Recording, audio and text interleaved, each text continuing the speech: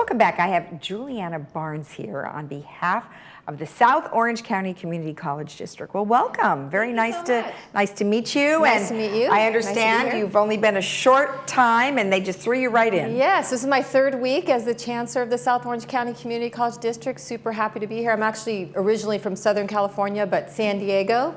So I moved an hour north to Orange County and super happy to be here. That's awesome. Now you've been in California your whole life? My entire life. So I was born and raised in California, Southern California. I was educated there and had my whole career there as well. And so, yep, I'm a lifelong Californian. So what'd you do in San Diego?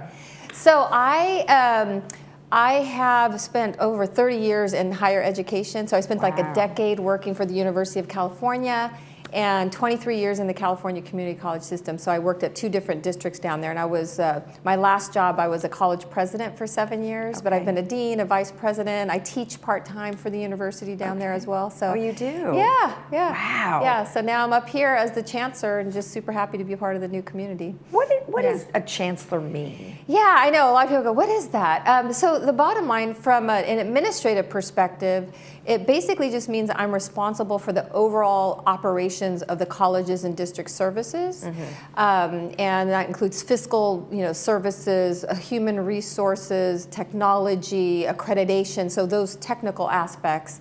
But I would say from a leadership perspective, I'm responsible for working with the collective, the faculty and the staff and the students, the administration, and of course our Board of Trustees to ensure that I'm setting the vision for the future of the colleges and making sure that we're helping students, because at the end of the day, we're trying to help students to succeed and earn their degrees and certificates and then move on into careers of their choice. And so that's basically what I do from an administrative perspective, but also from a leadership perspective.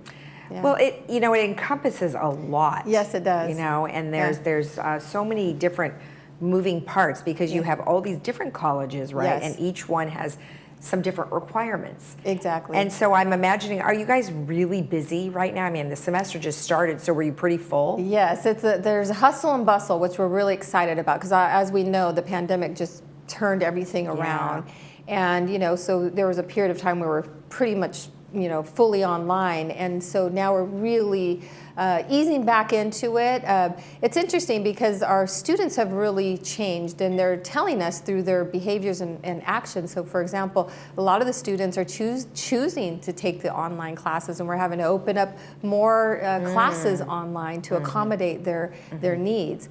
But we also have a large proportion that are back on campus. It's just we opened up, the semester started this week, and there's a nice long line of cars, and the parking lots are getting full again. So it's really exciting to see that. So there's a transition, Yes. and it's interesting because we look at what we did for the last couple of years, and we did have to quickly convert to an online system. And even we did that too. We had to do all of our stuff on Zoom. And so thank goodness. I mean, I think it's a good bad thing, right? I mean, we did learn how to adapt. We did, and it was, I think, tough for everyone, not just for educational institutions. I call it the great shift. Like in 2 seconds flat, we shifted to fully online, and had to learn new technologies and this kind of thing. And so now, as we're returning, we're still taking the best of, the best practices that we employed when we were online, but really also enhancing the learning environment for our students in person. Our students have changed too, and one of the things the pandemic told us is that the students have other needs, not just the academic needs, and we call them the non-academic needs. And so whether that's food, housing, clothing, and so we're doing a lot of non-academic supports for our students in person as well. Okay. Yeah. Now, as we move forward and we look at some of the college things that are happening, what are some things that are happening at the colleges? It looks as though you've got a couple of workshops. Yeah, we have different workshops that are opened up to the community. We have adult reentry programs as well. I think we all know also about the lovely Emeritus program. I know we have folks coming on talking about the Emeritus program, so that's ongoing, very robust, and so we're happy to re-engage our community with that as well. We actually have one of our colleges, because we have Irvine Valley College and Saddleback College and ATEP, but Saddleback College will have a night at the Angel Stadium on September 3rd, so the community can come out out as well. And we also just have, we really are really wanting to swing our doors wide open to the community, and we do have performing arts and athletics, beautiful new stadium, I know at Saddleback, but also at Irvine Valley College too, we have some wonderful performing arts there as well. So the community is always welcome, and we'll be pushing out information. It's also on our website. We invite everybody to come out. And I will say that many of your performances that you guys do are very high quality. Yes. The talent is amazing. And Absolutely. I mean, if people can't make it to, Segerstrom, they can always go locally to our colleges because the performers are top 100%, including our facilities. It's beautiful, top notch. Exactly, exactly.